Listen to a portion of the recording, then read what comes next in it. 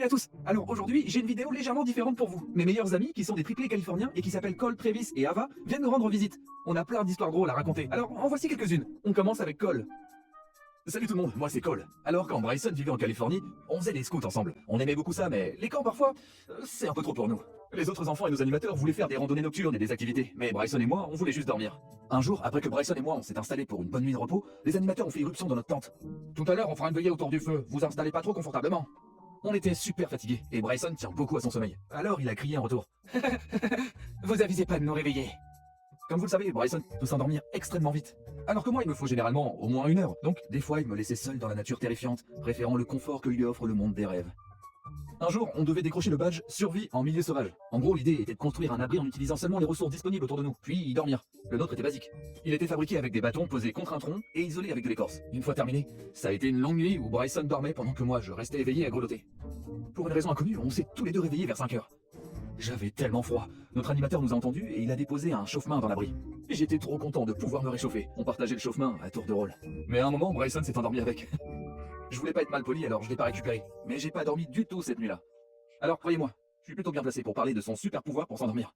Salut, moi c'est Travis. Pendant l'été, Bryson, Cole, Ava et moi, on allait au centre-ville acheter de la nourriture et des bonbons. On passait de super moments et en général, on y restait toute la journée.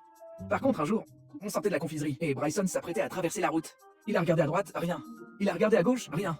Ce que Bryson ignorait, c'est que quand il a tourné la tête, une voiture est sortie du parking et fonçait sur lui. Vu qu'il avait déjà regardé à droite et à gauche, il s'est dit qu'il pouvait traverser la rue sans danger. Il a commencé à traverser, mais la voiture a percuté son vélo et le pare-brise a heurté sa main. Étonnamment, Bryson a survécu, plus ou moins. Je déconne, il allait bien. Le propriétaire de la voiture a baissé sa vitre et a dit « Yo mec, désolé, ça va ?» Bryson, étant un petit garçon tais-toi Travis, je suis pas un petit garçon, viens me battre. Tais-toi Bryson, je vais te mettre KO. Étant un petit garçon poli, Bryson a dit ouais, je vais bien, ça va aller. Cool. Il est parti en trombe. 2 secondes plus tard, Bryson s'est rendu compte que la roue de son vélo était complètement déformée et à peine utilisable. C'était le premier vélo que Bryson ait détruit. Salut, moi c'est Ava, et je suis ici pour te raconter une histoire qui remonte à la pire période de ma vie, et de loin, le collège.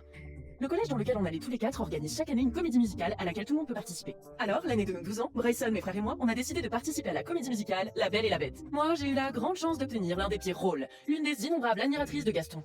Berk. Mon frère Travis jouait Big Ben, l'horloge.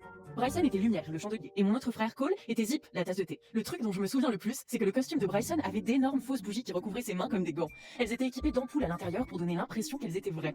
Un jour, Bryson est arrivé en retard à la répète et s'est précipité sur scène. L'ampoule de l'un de ses chandeliers s'est cassée pendant qu'on répétait, et ça a mis en colère notre metteuse en scène. On a vu avec horreur comment elle lui a vociféré que s'il avait été à l'heure, elle aurait pu le réparer, et à quel point il était irresponsable, même si ce n'était pas de sa faute. Ça a littéralement fait pleurer Bryson, et a fait couler son mascara sur son visage, parce qu'il avait été forcé de porter du maquillage, comme moi. À qui ça allait le mieux? Alors ouais, vivre en Californie c'était vraiment génial, et j'étais très triste quand ma famille a dû déménager. Mais on reste en contact et on est toujours super copains. J'espère que ça vous a plu, au revoir.